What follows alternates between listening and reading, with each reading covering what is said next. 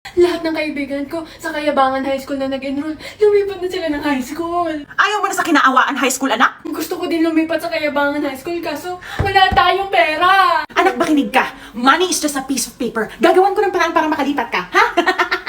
Alam niyo yun, tuwing back to school season, napakarami talagang sabay-sabay na iniisip. Uniform, tuition, school supplies, baon. Minsan, parang hindi mo na alam kung saan huhugot.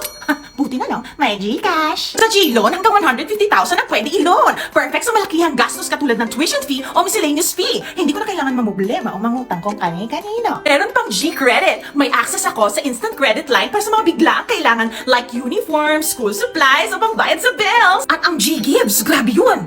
Pwede akong bumili ng gadget na kailangan ni Zoe para sa school.